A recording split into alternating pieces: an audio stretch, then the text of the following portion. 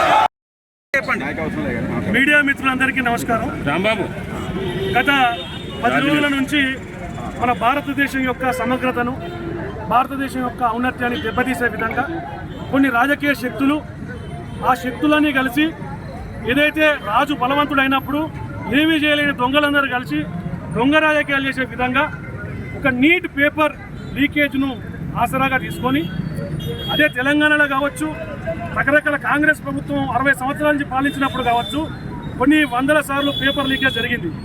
అయినా కానీ ఈనాడు నరేంద్ర మోడీ గారి సుపరిపాలనను వాళ్ళు క్వశ్చన్ చేసే విధంగా, వాళ్ళు ఏం చేయాలో అర్థం కాక వాళ్ళందరూ కలిసి నీట్ పేపర్ లీకేజ్ను ఆసరాగా తీసుకొని జంతర్ మంతర్ దగ్గర వాళ్ళ విద్యార్థులు కాదు, నీట్ అనే పదానికి స్పెల్లింగ్ తెలియని వాళ్ళు, మరి దాని అబ్రివేషన్ తెలియని వాళ్ళు, ఆ ఎగ్జామ్లో పార్టిసిపేట్ చేయని వాళ్ళు, దేశద్రోహులు, రకరకాల పార్టీల రాజకీయ నాయకులు ఆ జంతర్ మంతర్ను ఒక రాజకీయ వేదికగా ఆ పిలగాళ్ళు చేసే కొంతమంది పిలగాళ్ళు చేసే ధర్నాను ఆసరాగా తీసుకొని ఈనాడు నరేంద్ర మోడీ గారికి చెడ్డ పేరు తీసుకొచ్చే విధంగా భారతదేశానికి మిగతా దేశాలు, వివిధ దేశాల కౌన్సిల్స్ ఉంటాయి అక్కడ ఢిల్లీలో, వాళ్ళందరి ముందు భారతదేశాన్ని తక్కువ చేసి చూపెట్టడానికి ఎవరైతే మరి పదవి కాంక్షతోటి పిచ్చో లెక్క తిరుగుతాడో, ఆయన ఎక్కడ కాలు పెడితే అక్కడ భస్మం అవుతుందో కాంగ్రెస్ పార్టీ నాయకుడు రాహుల్ గాంధీ గారు మరి ఆ జంతర్ మంతర్ దగ్గర ఉన్న ఆ సన్నివేశాన్ని ఉపయోగించుకొని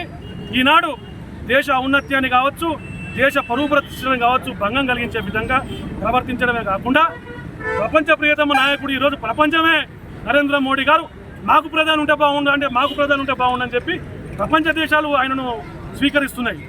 మరి రాహుల్ గాంధీ గారికి ఆయన పదవికాంక్షతోటి ఈనాడు దేశ ఔన్నత్యాన్ని, దేశంకుండే పేరు ప్రతిష్టలను దెబ్బతీసే విధంగా పాకిస్తాన్ జెండా ఎందుకు వస్తుందండి అక్కడ జంతర్ మంతర్ దగ్గర? ఆఫ్ఘనిస్తాన్ నినాదాలు ఎందుకు వస్తాయి? బంగ్లాదేశ్ నినాదాలు ఎందుకు వస్తాయి? 370 ఆర్టికల్ ఎందుకు?